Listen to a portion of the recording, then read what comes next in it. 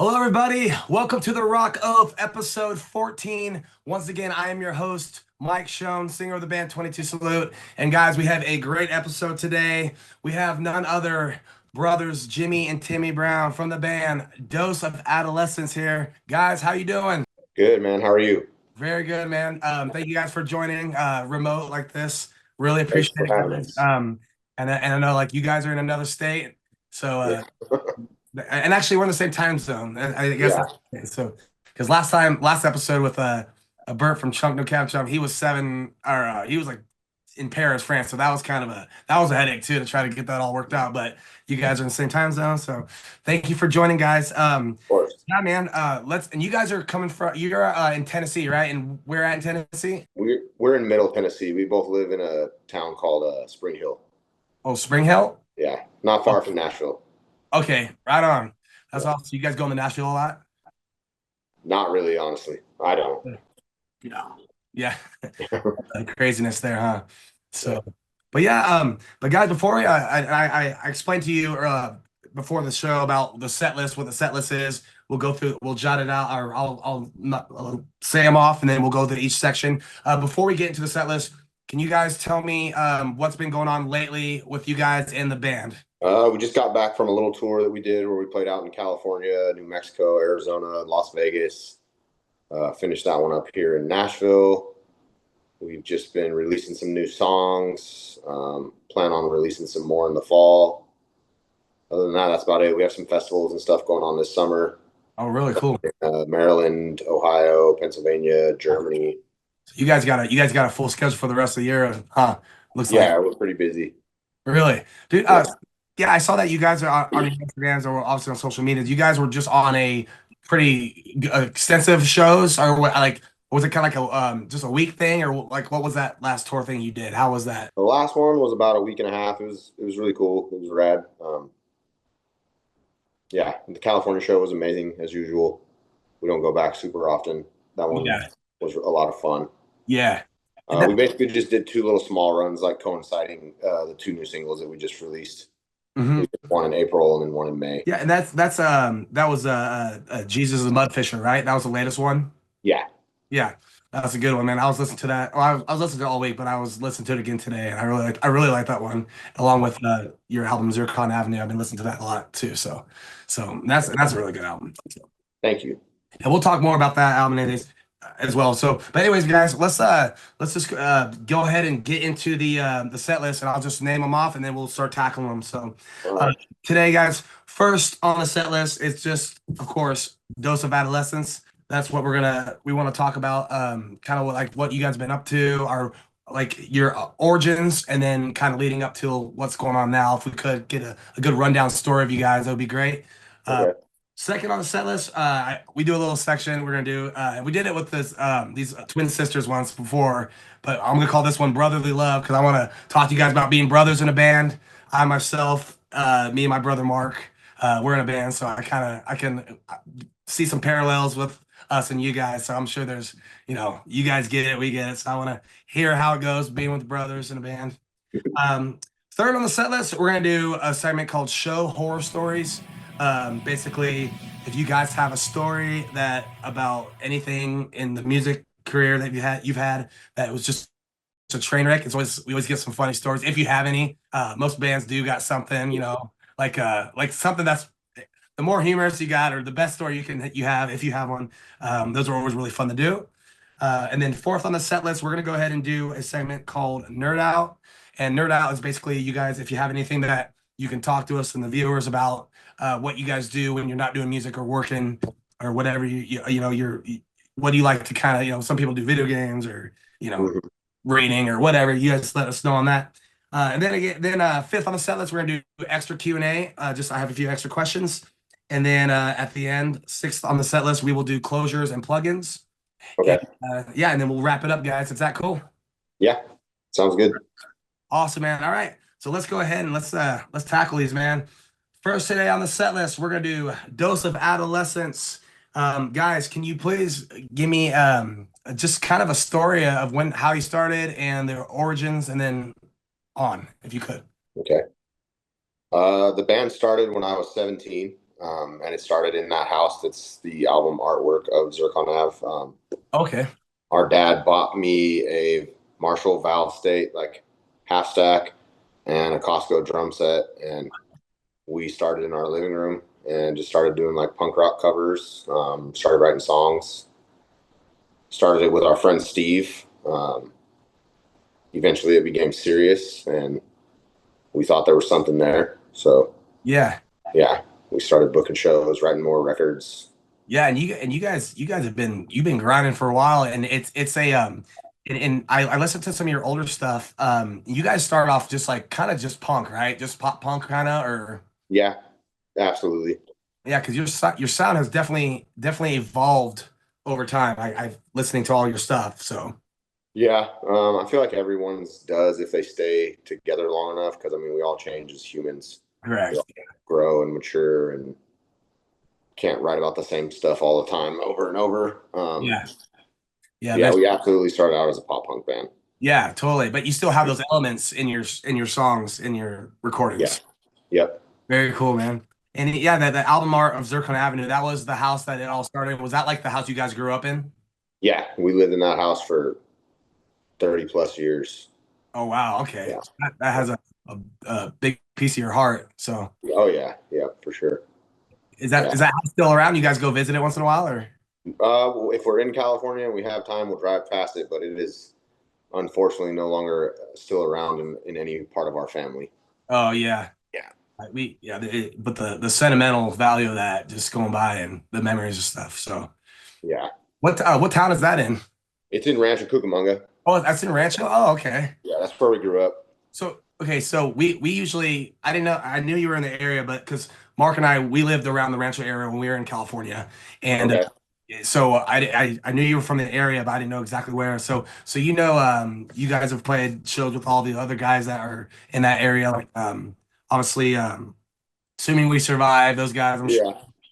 you guys played with them, and then was it Cromwell? Is that the other one? Yeah. Yeah. We played a bunch of shows with both those bands. Yeah, yeah, Feel like we all kind of came up around the same time period, give or take. yeah, Yeah. We yeah. played a lot You of guys stuff with them. definitely in the scene. So together. Yep. Yeah, I haven't met Cromwell, but I know Adrian and stuff. So, but awesome. So you guys starting off. What if you don't mind me asking, what was like your first influences of bands and stuff? Like, what would you say really got you like interested in like this is what I want to do? For me, I think the first band that got me into it to where like I was like, oh, I want to do this. This sounds really cool. Was I heard Dude Ranch from Blink when I was like 13, Oh yeah, yeah, and started to spark the interest. But yeah, then I it sent me down a rabbit hole of bands like Pennywise. Um, Strung Out was one of my favorite bands for a really long time. I still like Strung Out. I don't listen to a lot of punk anymore. I don't really listen to music much anymore. I know that sounds really weird, but mm, I love NoFX as well. I can't relate to a ton of it anymore. When I yeah, was yeah, a teenager, yeah, it was awesome. Yeah, Lagwagon was great. Phoenix TX was another band that I liked. We covered one of their songs. One of the first songs we ever covered was Screeching Weasel. Oh really? Yeah, my right. Just stuff like that, I guess, for me. But then Steve, the guitarist that started the band with us, I mean, he was influenced by a bunch of punk. Like he introduced me to a lot of those punk bands as well. But then he was Okay. also into stuff like Incubus. My brother's always kind of been more into hip hop. Yeah, I was gonna say when you guys first started, Jimmy, were you in the band right from the get go too, or was it first Timmy? You started it, and or were you guys always together at the beginning? No, I was. I don't think I was as invested as my brother in the beginning. I think that came around later.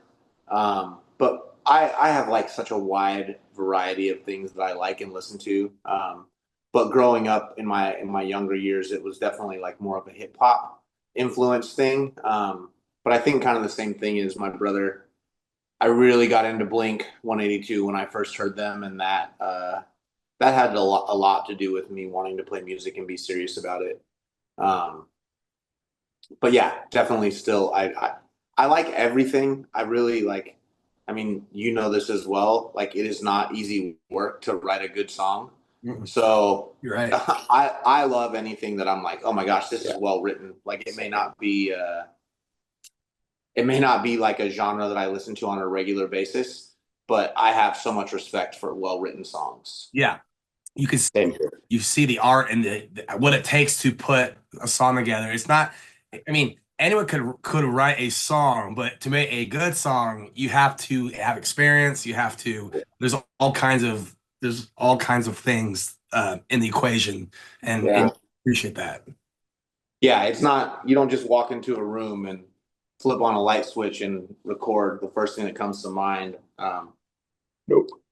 It's work. I mean, don't get me wrong, there are moments when things happen very quick and organically, but it's work.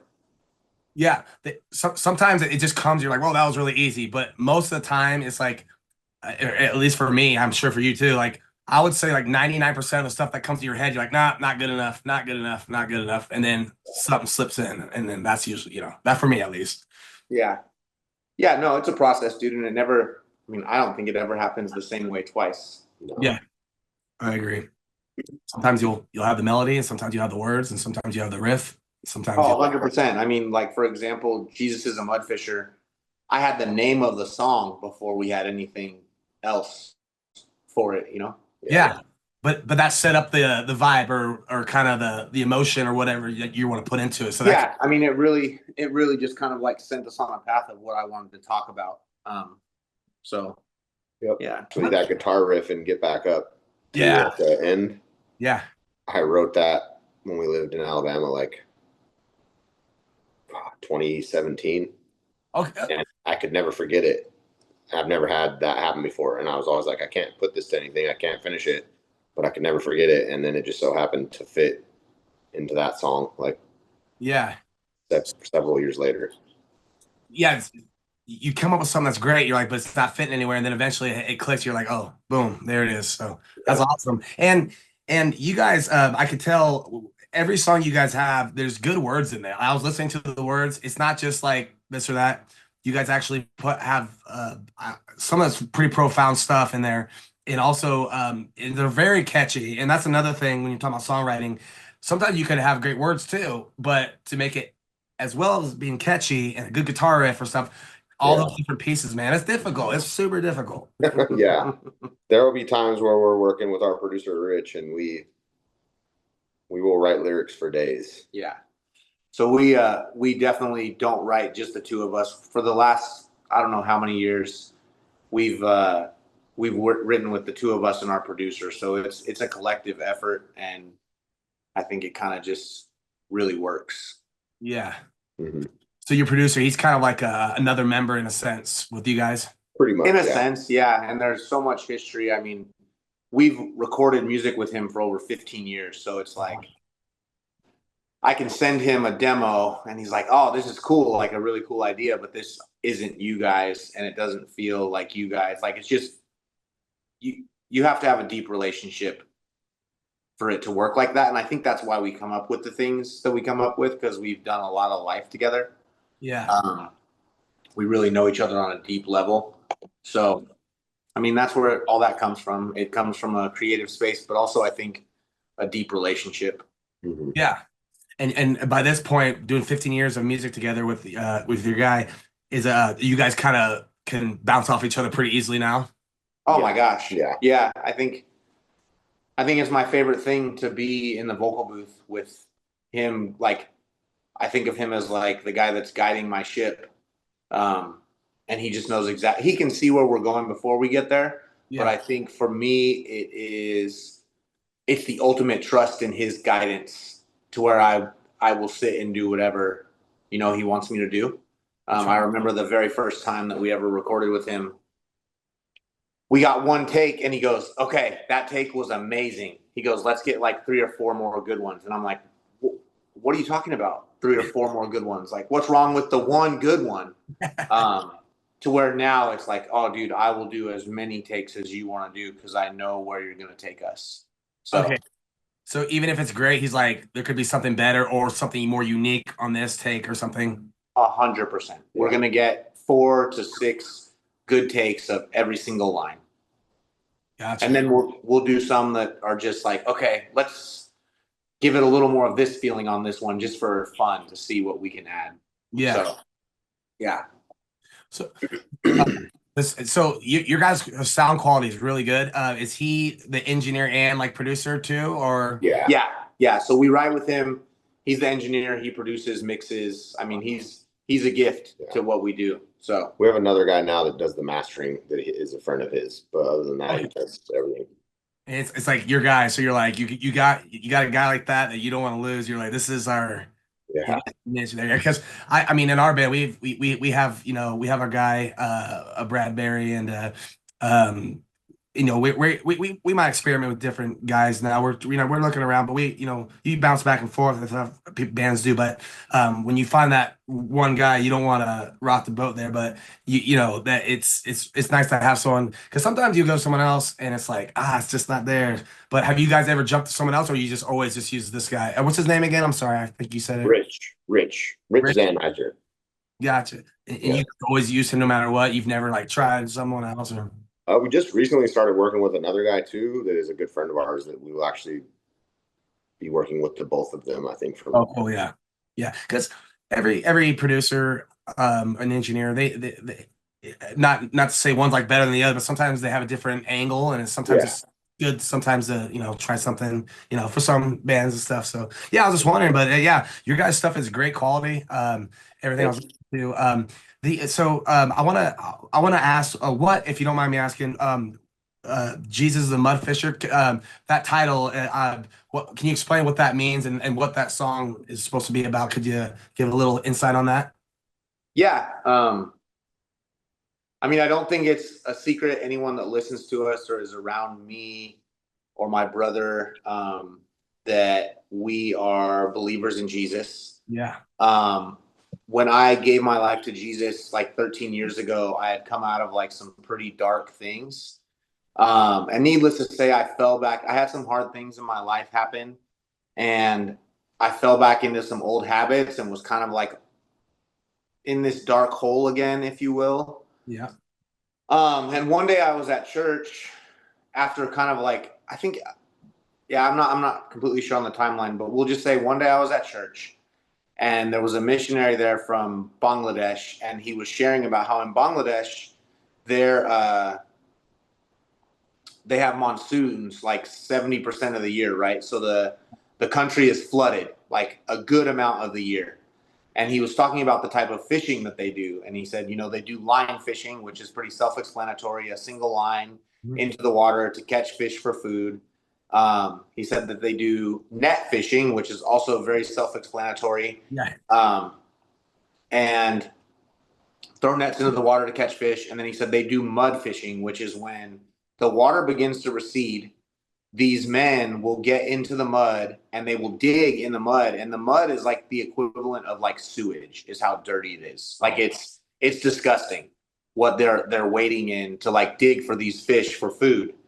And it just hit me in the moment, like that's what Jesus actually looks like, is he'll continue to get in the mud and dig for us no matter what the circumstances are, because it's like I was carrying around this guilt and shame of like, I kind of threw away the gift that you gave me of like, I was sober for 6.5 years. Like, but it also was really good for me because if I'm really, really honest, my sobriety and my walk with Christ had kind of become like this religious, like I'm better. And I think me falling again was something that was really good for me, because we are all susceptible to fall at any moment. One bad choice can lead us to a place that like, if we don't actually have a true deep relationship with Jesus and know what it means to repent and to come to him and believe in who he says he is, we can be in trouble quickly.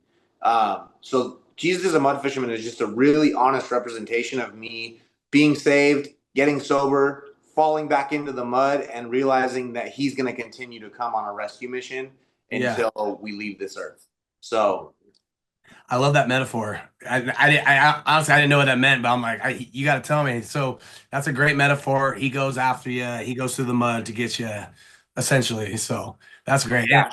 And as a believer myself, I love the lyrics, and I love all your guys' lyrics that you put in your songs and the message. definitely up my alley as far as my beliefs. So I really appreciate that. And thanks for explaining that song now, because that title is kind of people are like, what's like, what's that mean? So now that you explained it, it's like, okay, that makes tons of sense. So Yeah. Yeah. And that's what it is. I think I've been discovering this more and more. And I think it's kind of become like a personal mission for me.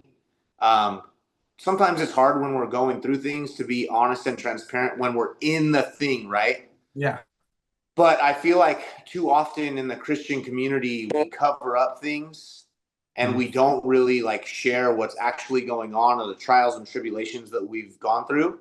yeah, And I feel like just being really honest gives other people a safe space to be like just open, you yeah, know? yeah, So it's just a really honest conversation about like, hey, I screwed up. I've done all kinds of things, but I've seen him continue to like come and rescue me. yeah. Um, And you were saying, and you made a good, you said something that was really cool. You said at first, in your walk, you said that you kind of like, and I think this happens to a lot of people. You kind of get like, saying in a nice way, like you kind of, like you said, a more like high, like you feel like kind of like, You get like a Yeah. Pharisee. Yeah. Paul talks about being puffed up, and yeah, that's there you essentially go. what it is. And, and, Um, and then when you get smacked down again, not that, maybe God allows it, and then all of a sudden you're like, wow, I wasn't that all, like you said, I wasn't that great, and it kind of puts you in spot so you can actually see how, you don't get that arrogance. I think in the Christian community there is people that they get that kind of arrogance, and just because, but not everyone. There's a lot, I would just say, but there are those, and myself probably has happened too. And then you realize like, no, I'm trash too, like not trash, but you know what I mean? Like you're like, dude, who am I kidding, man? Like I am not a good person if I'm not, on it. yeah, I mean it's not my righteousness, it's his. Like I get to borrow it because I put my hope and faith in Jesus. Um, I'm not a good person. Like even when the guy comes to Jesus and he says, "Good teacher," and he's like, "I'm not good. No one is good but God." Um, all these things that we get to walk in, like they're gifts from him that we get to like borrow, walk in, and live in because of what he did, not because of anything that we've done, dude. So the reality is like, we're not great. Hey, I hate to break it to everybody. We're not great. And we're He not is. perfect. Yeah. Yeah, he is. Yeah. So Yeah. yeah, dude. I mean, it gave me this mindset of like, it was almost like this little cute badge of Christian honor that I would run around with. Like, I've been sober for this long, or I haven't done this for this long. Yeah.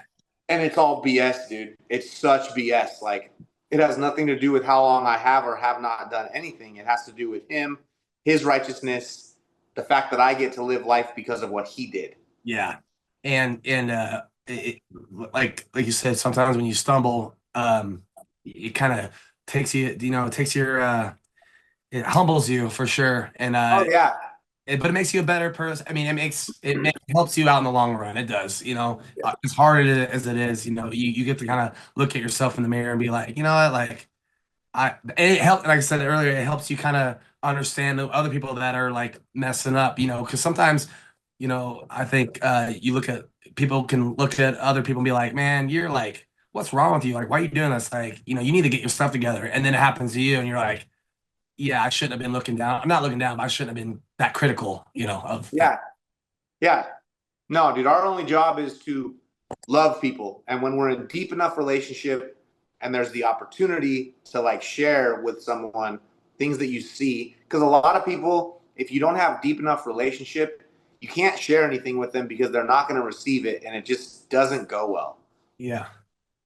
Um, yeah, I love what you said, like stumble again. That's literally one of the lines from the song is even when I stumble again, he never misses. Claims Yeah. by the blood of the lamb, I say repentant. Yeah. I like that, man. I like that. Well said, man. Everything you said, and this is all to Jesus the Mud Fisher. So, um, that great song. That's your latest single, and then before that was Zircon Avenue, correct? That was, and then that single, was there another single before Jesus the Mud Fisher? We released Guilty the month before Jesus. That's right. That's right, with Austin Carlisle, right? Yeah. Yeah. Yep. That's a great track, man. That is Thank you. That's a good song. I love that. Thank you. So with Dose of Adolescence, do you guys call yourself Dose for a period of time, just Dose? We did for a little bit. Just like a quick little context on that, we had someone that was like speaking into our career a little bit at the time, and he was just like, he asked a question, would you ever think of changing the name? And with the way that we had changed up styles of music, we were like, maybe we should. So we went by Dose for a little bit. Yeah, I remember there was a period where you guys were called Dose, and then you went back to Dose of Adolescence. People have always called us Dose. People call us D of A. Yeah, Yeah. gotcha. Yeah, and uh, going back to the content of your guys' music, was were you guys when did you start putting in more of a faith and Christian message in your music? It wasn't right off the bat, was it? I mean, people used to ask us a long time ago if we were, and back then, once he got saved, we would just tell people like, "Oh, we're Christian guys that make music." Mm-hmm. And I mean, we are both. We're not a Christian band. I don't know if we would label ourselves a Christian band still. We are not a Christian band. I will say it. We are not a Christian band. I don't know if we will always make songs like the last two that we just made. I think really those two songs, they just speak to the season of life that we were in. Mm-hmm. We always, I don't know what it was, but we always understood that when we were writing lyrics, there was a responsibility that came with that, because people hear it. Like, you're speaking. I didn't understand it the way that I understand it now, but like I always knew that we were speaking into people's lives. And I felt like that came with a big responsibility and a weight, right? I didn't want to just flippantly say whatever I wanted to say, because I just took it serious. So that goes all the way back to the beginning. And I think that sometimes it's just hard for it not to be an overflow of what we're saying, because that's just who I am. Like, if you're around me for 15 minutes, like, we're going to have like deep conversations, or I'm not necessarily interested in continuing to have surface level conversations. Yeah. So we love Jesus. Yeah. We're not a Christian band. And we just want to make good art that reflects the season of life that we're in. And we just want to honor him with our lives in the way that we love people. I can walk into the room. My hope is, and my hope and prayer is that I can walk into the room and I bring the presence of the Holy Spirit into the room. And I never have to actually tell you that I love Jesus. You'll know that there's something different when I walk into the room. Yeah. We always just wanted to be real. That's like what our name meant when we started it, was when you're a kid and you haven't been tainted by the world yet, you're just yourself. So we always wanted to write lyrics about like real life stuff, things we've gone through. And I guess probably because our childhoods were on the rough side, we wanted to always like try to be a light for people, to let them know that like they're not alone. Yeah. For our music to help them through certain things in life. Mm-hmm. Yeah. But we always want them to be hits, baby. We always want them to be hits. Yeah, absolutely, man. And I think a good way to describe your guys and the type of band you are, and I see this as 22 Salute. We write songs of the human experience, and what we are will come through. Yep. The lyrics and the message, whatever this like season you're in or whatever. You write from the heart about the human experience of being a human, and everything else that you are will be evident. Yeah. Yep. 100%. Yeah. So very awesome. And I love your all's explanation on all that. That was very cool, man. And thank you for that. So, you guys, when did you, we got a few more things on the set list, so we'll try to, ask a few more questions on your band here. When did the hip hop stuff come in, and was it like, it wasn't there at the beginning, right? It was just pop punk, and then the hip hop. Yeah. So it was like pop punk, and that evolved kind of. We were in like this pop punk rock space as we got better at writing songs. I think this is kind of around the time when we started writing with our producer Rich. And I mean, you put yourself in the room with people that are more talented than you, it's going to push you and drive you to become better and better at what you do.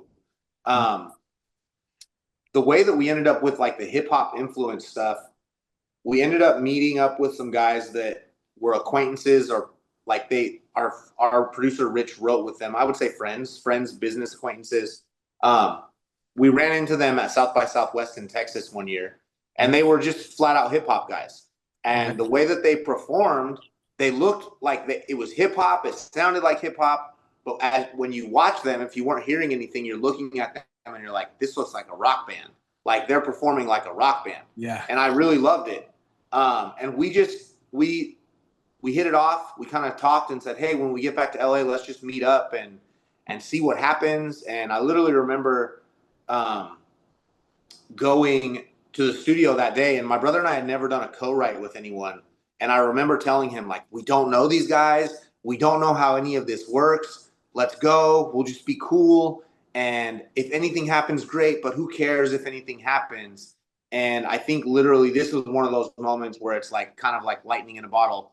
I think we wrote the first song, Lower Middle Class, within like an hour and a half was done. From like verses, chorus, like everything was done. And the way that we just thought in the moment, we thought, okay, this is like a co-write collaboration song that we did with these guys. Super cool. We'll put it to the left and leave it there. And around this time, I had developed a relationship with Kevin Lyman, the founder of Warped Tour. Cool. We played Warped Tour, like we played The Line, and then in 2013, we ended up getting a few dates as an unsigned band. And a lot of that was just because Kevin would have these workshops called EIY, which is Earn It Yourself, and a derivative of DIY, Do It Yourself. Yeah. So we went in 2012, I believe it was. Timmy can correct me on the date if I'm wrong. 2013. 2013. When did we play? We played in 2013. Yeah. 2010 was when we were the line band. When did we go to the meetups? 2010.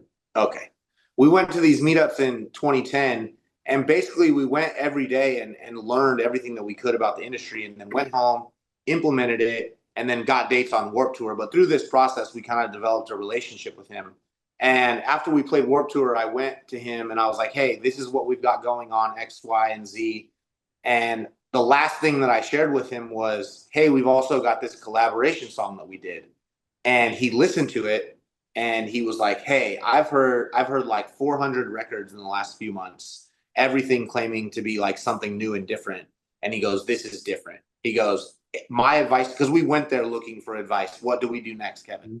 He goes, my advice to you would be explore this avenue. So it started with one collaboration song, advice from someone that we really, really respected and admired. And it kind of just sent us on this new adventure of not having any walls and just creating from every genre that we felt would fit. Yeah. You don't contain yourself in a box. You're like, this is what we do, is what we like, and whatever comes out comes out. And that's basically what your sound, you would say, is. Yeah, 100%. Punk and yeah. So it literally started with the first two songs. We got a rapper to do the rap parts. And by the third song, Kevin Lyman and other people in his office were really into it. And that's when we decided, I'll just try and rap. And I had never rapped on a record before. We literally put it was on top, our song On Top of the World, that was the third. So it went a song called Lower Middle Class, a song called God Complex, and then the third one was Lower Middle Class. And I think when Lower Middle Class hit was when On Top of the World. I'm sorry, yeah, On Top of the World.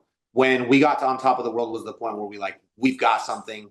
Let's really just go for it. So that's when I started rapping the rap parts on the records. Oh, really cool. Yeah, well, I'm glad you do. You have a good rap voice, man. So I'm glad. Thank you. So your Zircon Avenue, there's some newer songs and some of the older ones. Is it new recordings, or did you just put it and kind of add it to the album? We remixed and remastered all the records. Okay, gotcha. And then so like God Complex. So that will be like older than Get Back Up, right? Yes. Yeah. Yes. So they weren't recorded in the same time, but they got remixed and mastered, right? Yes. Yeah. Yes. Okay, gotcha. What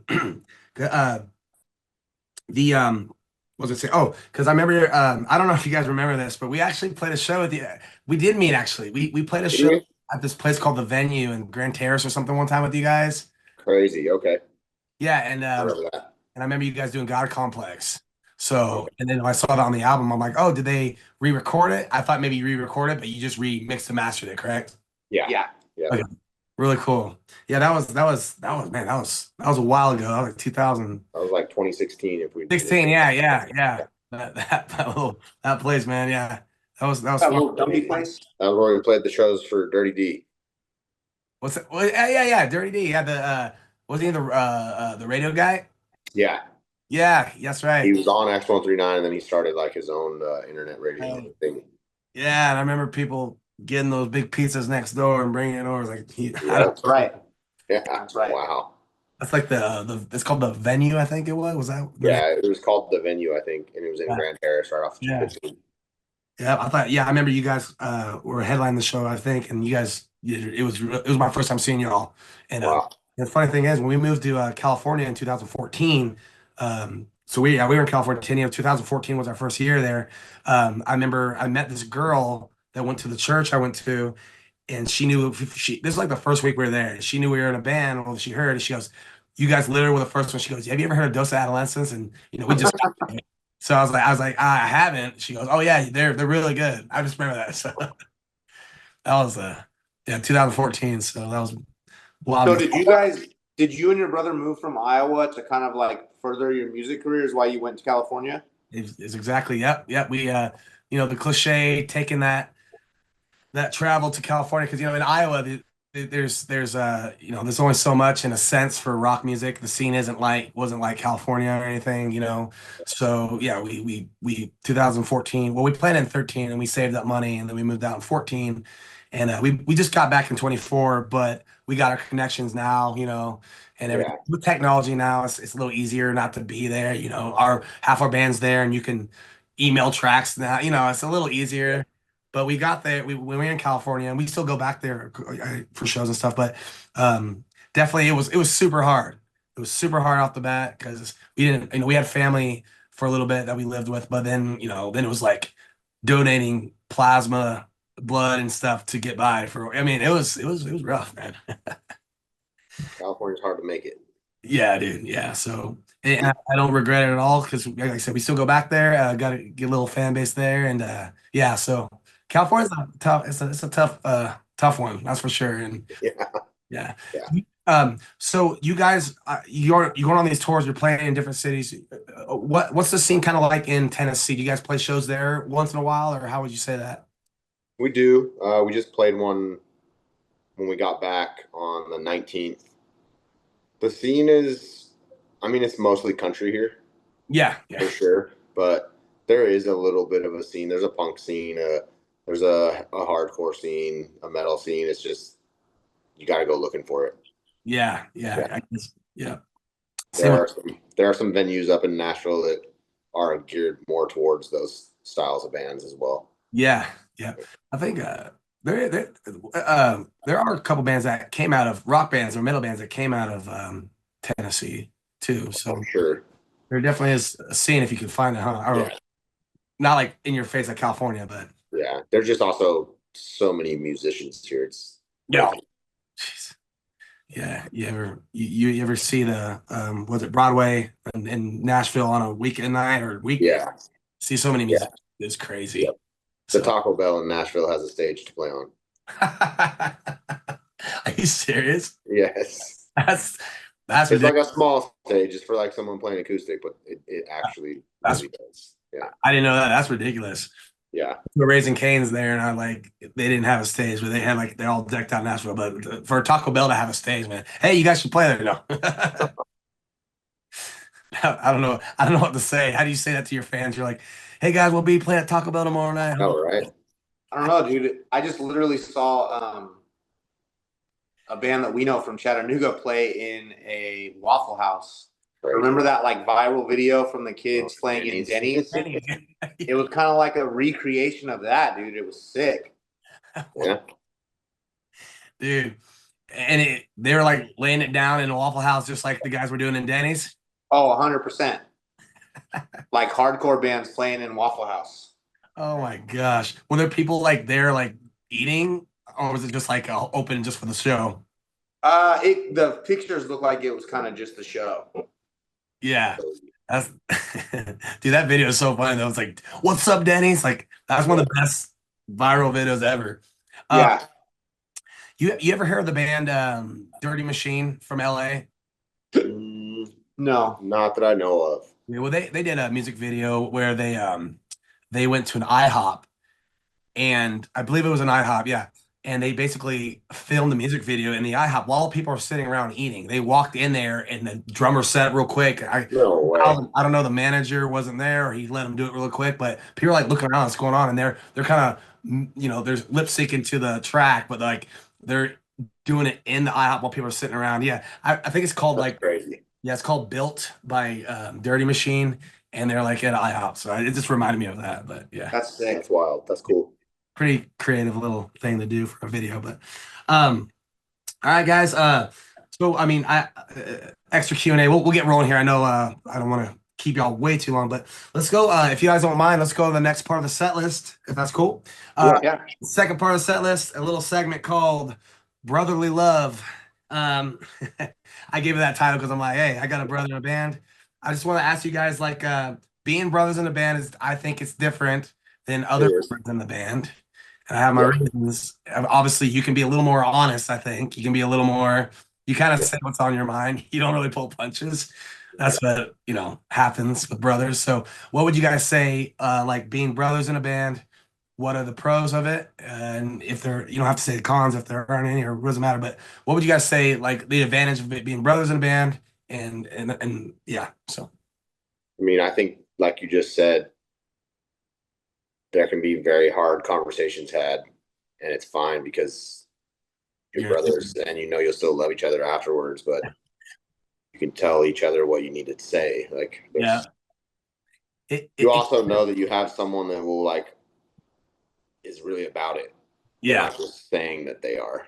Like, you know each other very well. yeah. You know enough that you're like what they're saying. They're not trying to pull. They're not trying to put any veil over. They're telling you exactly how they feel. You're telling them how they feel. Yeah. It can be a double-edged sword though, because with Oh me, yeah. we love each other to death, and we're super honest. We get along most of the time, but because we're so honest, we kind of bicker sometimes. I don't know if you guys ever do that as brothers, because especially when you're doing business together, because a band is sort of like a business in a sense. It is. A lot of decisions to be made, and it's good to have a brother, and to get the hard, like you said, the hard conversations done. But at the same time, sometimes you can go over that mark because you're saying too much of what you're feeling, and then me and Mark will start getting a little heated, but we love each other. So then it'll just, we blow it off like 5 seconds later. But, Yeah.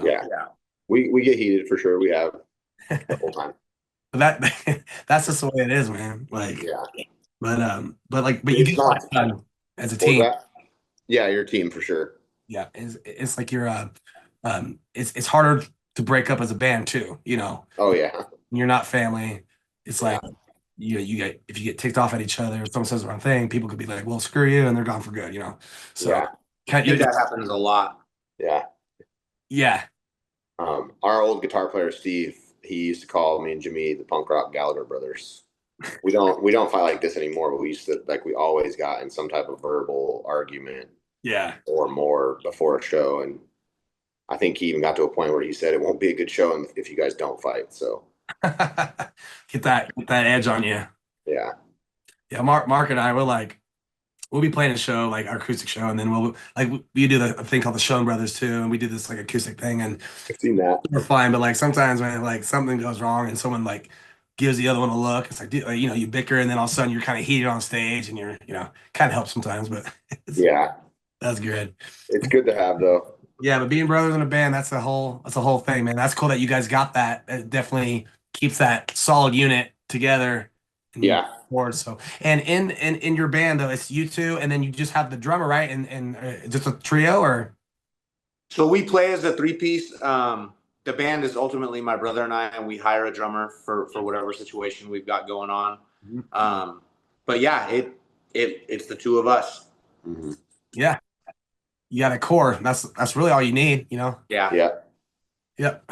Two is with a core. I always say two is better than one. I mean, it's good to have, because you always have a band no matter what, even if all the members. Yeah. Yeah. So, Do some backtracks these days. yeah, I mean, any backtracks are so easier to come by, and stuff. Yeah.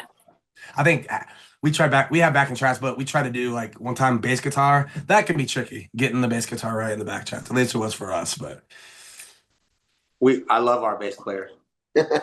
yeah, he doesn't mess up, does he? No. Nope. He doesn't ask questions. He doesn't have opinions. Yeah.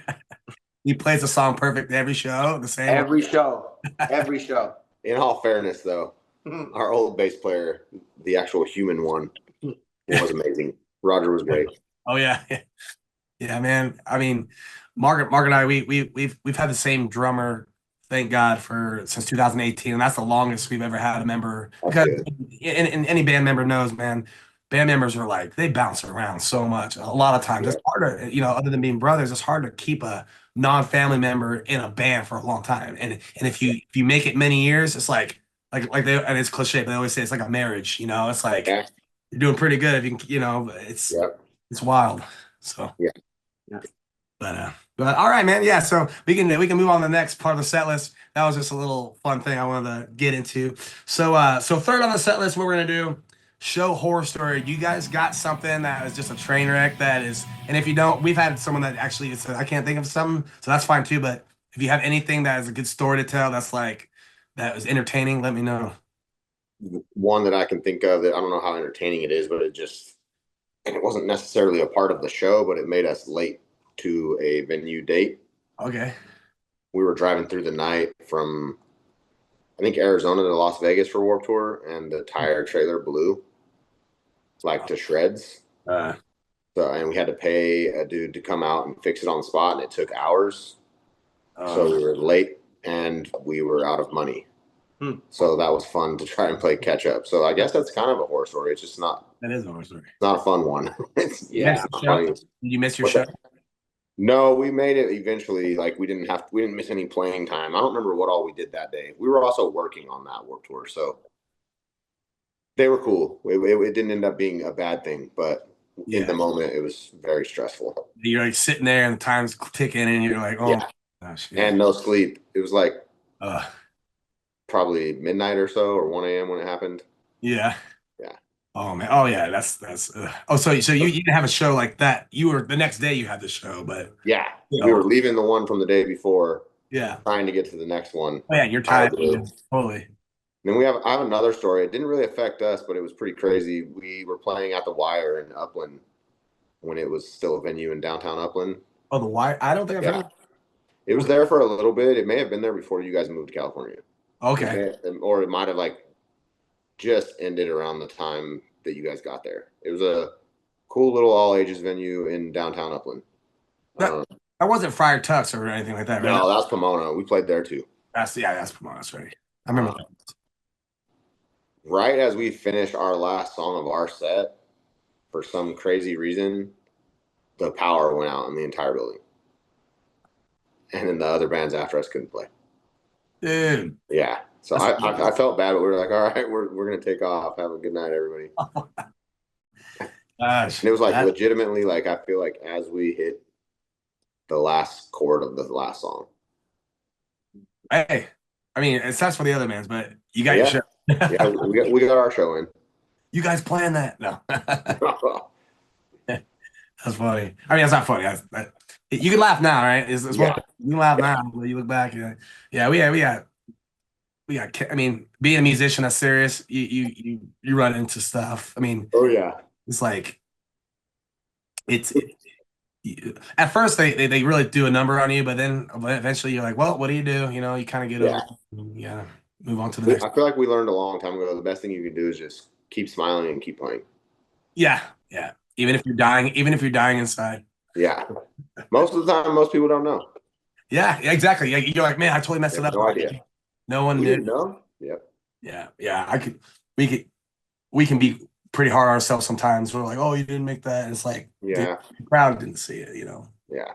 But you love it. You work really hard on it, so you want it to be perfect. Correct. But they always say live music is always going so fast. Once it happened, and now they're on to the next thing. So no one's thinking about it, So unless you make a point to make a scene of it, then they start realizing. So you just kind of let it slip under, and it never happened. Yep. So But yeah, man. So yeah. But yeah, those were some good stories. I mean, we always like to say that it's just a fun part to kind of.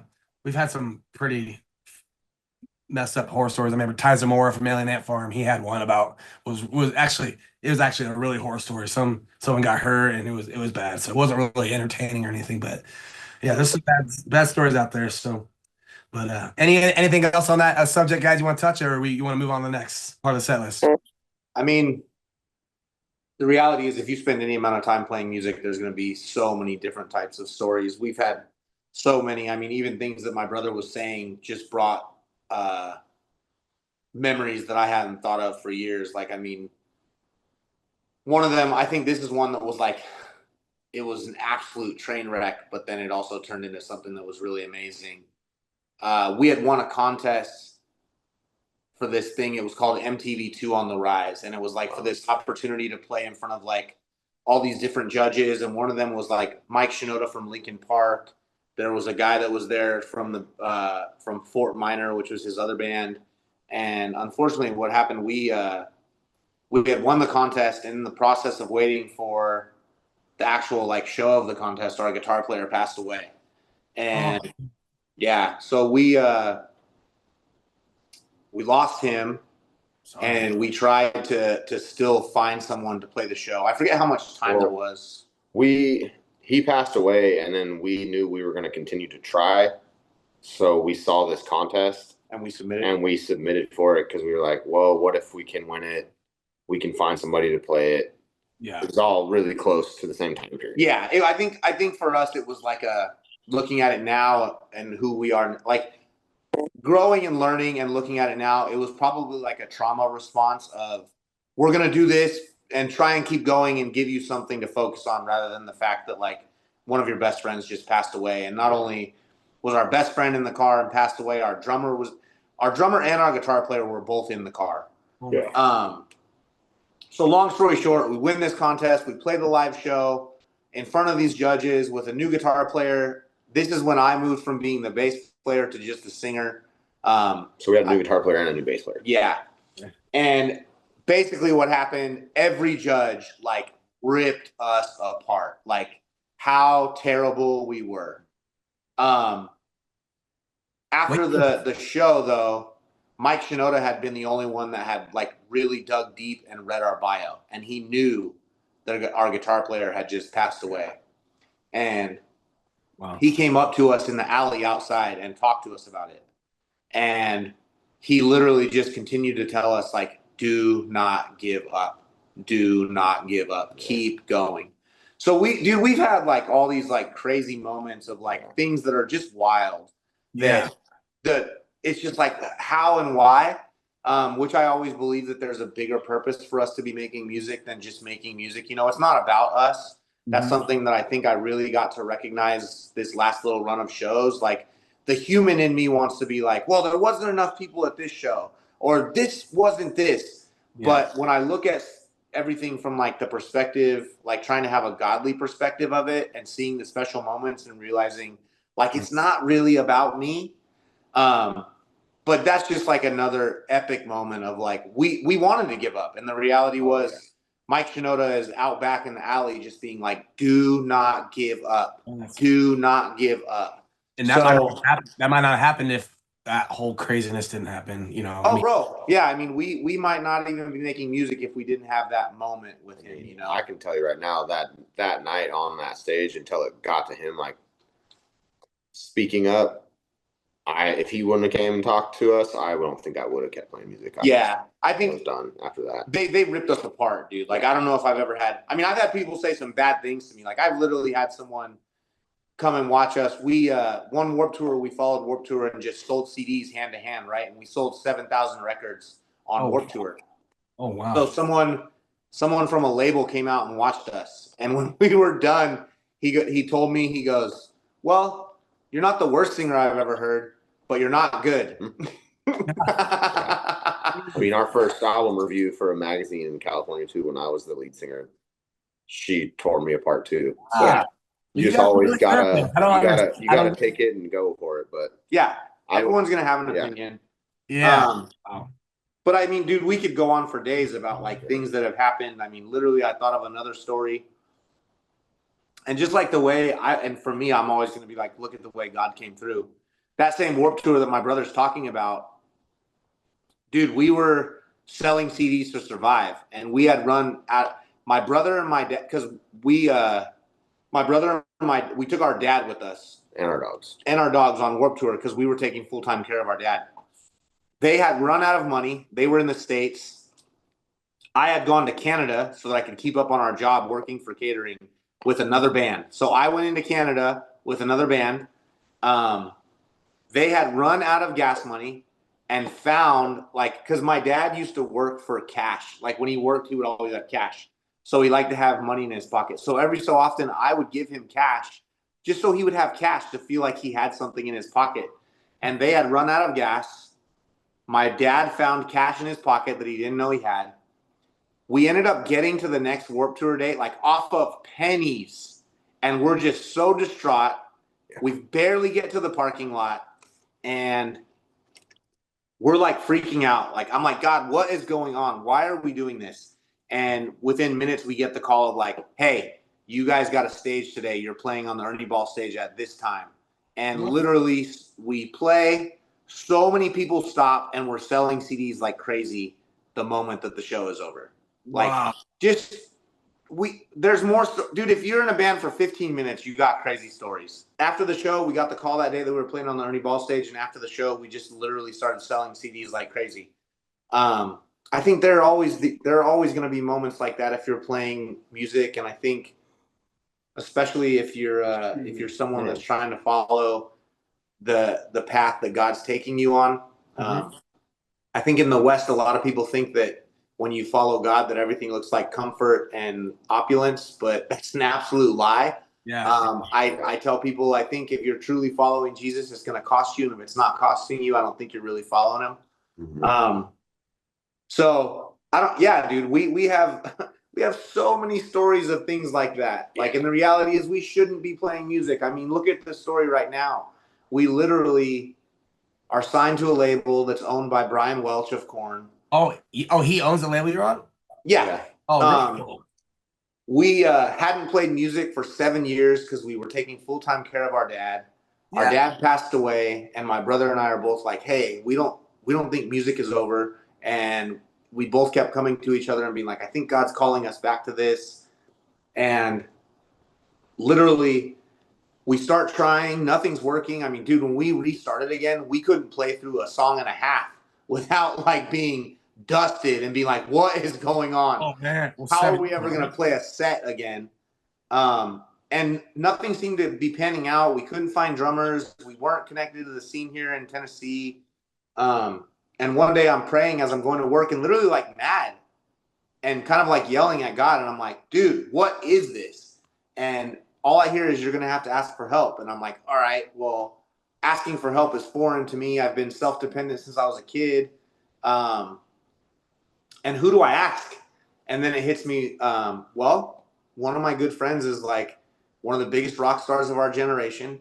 I can start by asking him. And I didn't even have it in me to pose it as like asking for help.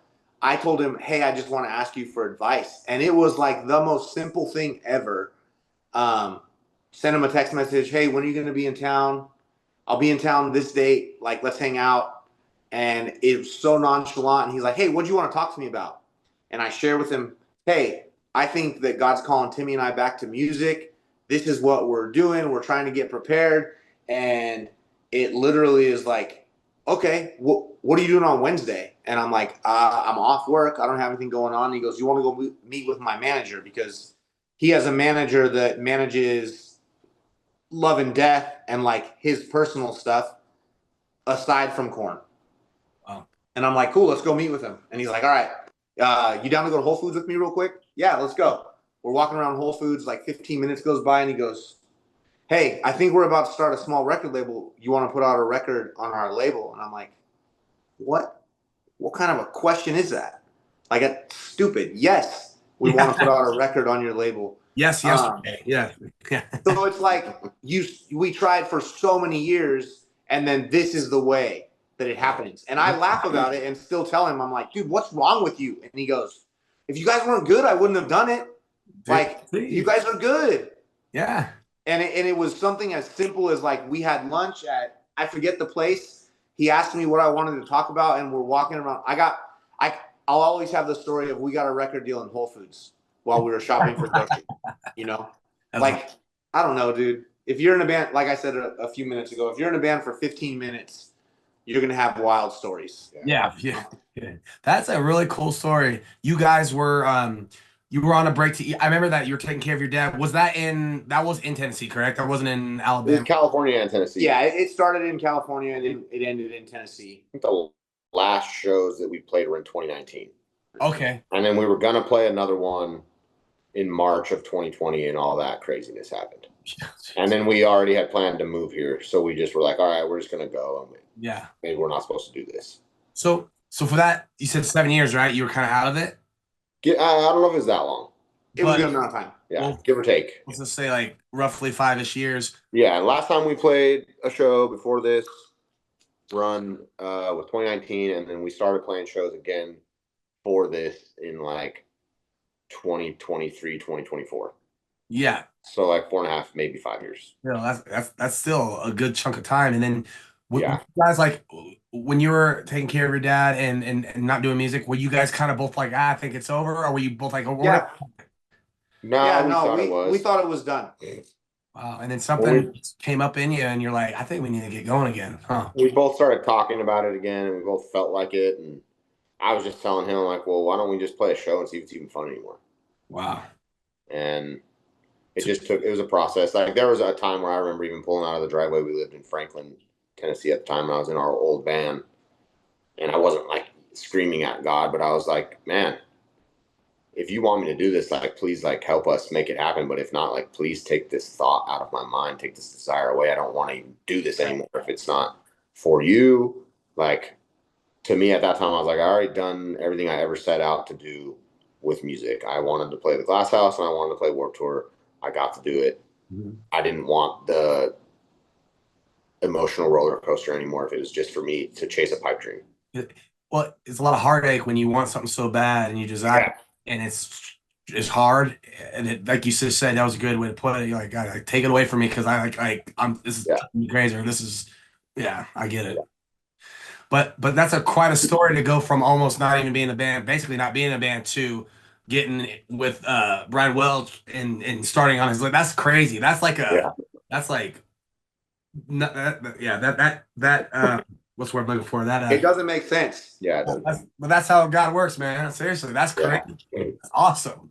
Yeah, that is really cool. That's a great story, testimony, and just like, and yeah. So he wasn't through with the end. You're not through yet. So, and I really love it. I don't think so. I don't think so. Yeah, I don't either. I love seeing what you guys are doing too, because I was watching your little tour runs and stuff, tour run, and you guys, the album's awesome. You came out, you did that, and the new single. So like, what a turnaround! Thank you. Yes, absolutely. So yeah, thank you for sharing that one too. Okay, so let's get rolling out to the next part of the segment if we can here, guys. Fourth on the set list we have today is the Nerd Out segment. This is another fun segment we like to do. Just, do you guys have any hobbies you do outside of music that you're like, okay, I do this or that, or anything like that you would consider a hobby or something? I don't know. I used to, but I honestly now, man, I work 2 jobs right now and do music, and I'm a dad, I'm a husband. So mostly what I do when I'm off work now, if we're not doing something for the band, I'm trying to just be with my family. Yep. I used to love playing video games back in the day. I don't really do that anymore. That's time consuming. Video games. I mean, they can be fun, but man, they're fun. But to me now, I'm at this point in my life, like, no hate on anybody that still plays them, but I think it's a waste of time. Yeah, you beat a game, you're like, I beat it. No. Yeah, exactly. But yeah, that's about all I really do these days. I love being around my wife, my stepdaughters, my little girl. It's absolutely. That's what I'm trying to do if I got free time. What about you, Jimmy? You do anything? Read a lot, or what do you like? Just chill. That's the one thing I do, man. Is I work. We work on music stuff, and I spend a good amount of my time reading. Yeah. I live a pretty boring life, but I'm at peace and I'm happy with the way my life is. That's Yep. good. Yeah. Awesome.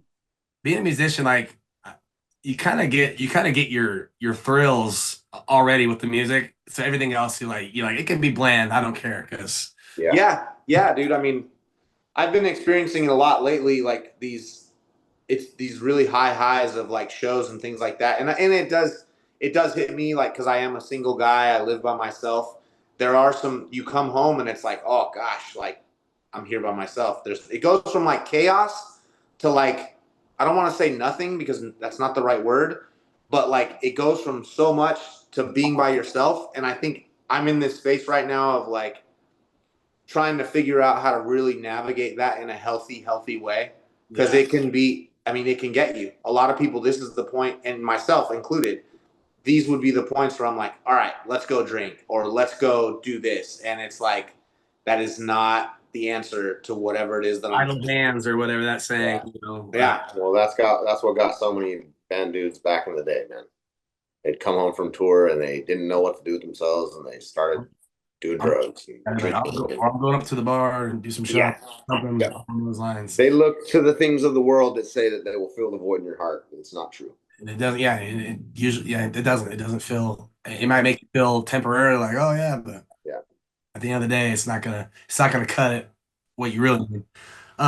But yeah, it's yeah, to go the transition of like being the high of playing music and doing all that, and then going to a calm that can mess with your head a little bit. Yeah. Yeah. Yeah. So totally, man. So all right, yeah, and that's great. Hey, you know what? Some people do like, I'm sure some episodes, some guys gonna be like, oh, I play Magic at the Gathering. I don't. Yeah. Everyone's got their You things. know, there's a big underground following for that. Yeah, I don't even know if it's underground anymore. It's yeah. A lot. I mean, a couple of the dudes in our band back in the day were playing it a bunch because they were giving them away on Warped Tour because they were one sponsors. yeah. They loved it. They were playing it like every day when we had downtime. I was like, okay, Oh man. good for you. Yeah, man. People find things to do to buy time, and you gotta. Yeah. You said you gotta watch out what you're doing. That's for sure. Yep. So, all right, guys. Next on the set list, let's get rolling here. Some extra Q&As I want to do, if that's cool with you guys. Go for it. Have some little questions, maybe switch gears here and there. How about this? What do you guys? This is kind of out of nowhere, but what do you guys think about the AI stuff going on right now? It's kind of hit the music world pretty quick. What's your guys' opinion on that? All that stuff, like people using Suno or like. I don't know. I got my opinion. I don't really like it, but I know that I've seen things like this come in all the years that we've done it. Yeah. And I used to always be the one to be like, screw that. Yeah. I'm not doing that. Yeah. And I've seen things like pass us by. I don't want to use AI to write. Yeah, absolutely. I have no intentions to use AI to write, but I feel like if you can use it as a tool but still keep the soul of your songs that's it. I don't hate it. Yeah. But I don't really know. I don't love it. I think it's weird. I don't like these AI bands that are coming out. I can't stand it. Because it's just like, hey, I don't think you had a gift to play music, and maybe you wanted to, and now you're doing it like that. And that's weird. I mean, you'll never be able to perform it live. It's not you. It's weird. Well, my message to that is like, no offense, I'm not trying to crush anyone's dreams that wants to do music, but if you can't do music, your calling's probably not to do music. Exactly. Yeah, it's like you don't want to fake it with AI. I know AI is one of those things now. I'm just like, I don't care how good an AI song is, like all AI. I'm like, I don't want to listen to it. I don't care. It's not human. There's no soul in it. There's no human element in it. It's like it's a thing. It's like I don't care if it's the greatest song in the world. It doesn't matter to me. I won't even listen to the whole thing. Yeah. Well, you don't want to crush anyone's dreams, but here I come, the dream crusher. What's it? Here I come, the dream crusher. If you don't want to take the time to put in the effort and work to learn an instrument or write an actual song, you probably don't do it. Yeah. Maybe do something different. Yeah, exactly. But I think we're in like uncharted waters, but I think the beautiful thing that's going to happen for people like us is there's going to be this divide. There's going to be people that don't actually care about music and they're willing to just listen to soulless AI junk, if you will. Yeah, that's it. And there's going to be this separation, and there's going to be people that are going to seek out and search true art and artistry and authenticity. And a lot of artists right now are looking at it like it's doomsday. But I think it's going to be a beautiful thing. And I think we're going to get back to right now, and you're seeing bands do it. We're going to get back to smaller clubs that are not run by Live Nation. We're going to get back to fans really searching out like true artistry and authenticity and supporting those bands. I think a lot of people are scared of it, but I think it's a really exciting time. Yeah. Well, I mean, there's always things that come and change stuff like this. Like you can look back to Napster when it changed the entire trajectory of music and the way people listen to it. And correct. It's not going to do away with music. I don't think anything ever will. People love music. It's universal language. Correct. I think, like you said, you made a good point. There's going to be a divide. I 100% believe that. It's going to be the purists or the people that are like, heck no. And then there's going to be the people that are, like you said, they don't care. They're like, oh, yeah, that sounds good. I don't care. There always going to be those people. So, but I think I had a good talk with Bert from Chung No Captain Chung, and he said that his opinion was, he's like, yeah, I don't think it's going to be as big of a deal as we're making it. And I think that's kind of what you're getting at. Like, it's kind of like at first you're like, oh, this is going to do so much. And but people will find a way to get it not taken over or anything. You know what I'm saying? Like, so they're I'm not worried about it. No. That's good. Yeah. The human element will always be there. And I think people are always going to crave the human element no matter what, a real soul doing it. It's like a MTV or whatever, Comedy Central had that thing called Battle Bots. Yeah, you got these robots that fighting, but you'd rather see. I mean, if you're in the MMA or whatever, people want to see real humans because there's the human element that you can relate to. The AI stuff is like, I don't know, but yeah, I'm with you guys. I'm not too scared about it, but I'm just want to know what your guys' opinion on it is, and I see people making songs that aren't musicians, and they're like, hey, check my new song. I'm like, it's not. Nope. That's not your song. Don't send me that. I don't think it's cool. That's a computer song. You type the prompt in there, it's not your song. Little do they know that they're in the beginning stages of what is it called? Skynet? Terminator? Yeah. Yeah. It's all fun and games now till there's robots come, breaking through your doors. No. But yeah, okay. So I just want your opinion on that. That's a kind of a hot topic, for musicians right now. And we'll get wrapping this up soon here, guys. Another question is, this is for fun. When are we gonna play with you guys? Because you guys are, I know you guys are around and stuff, but I would love to do a show one day with you guys. 22 Salute. That'd be really awesome. Do it. Yeah, we're down. Yeah. We'll just talk on the side of this and plan something out.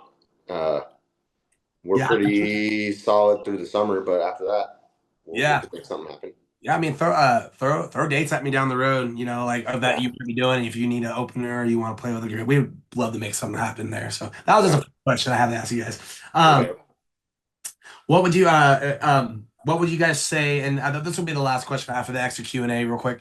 What would you guys say is now unless you don't know and you're just playing it by ear, wherever God takes you, but what do you guys have a future mindset and goal that you have right now with Dose of Adolescence and what you want to do?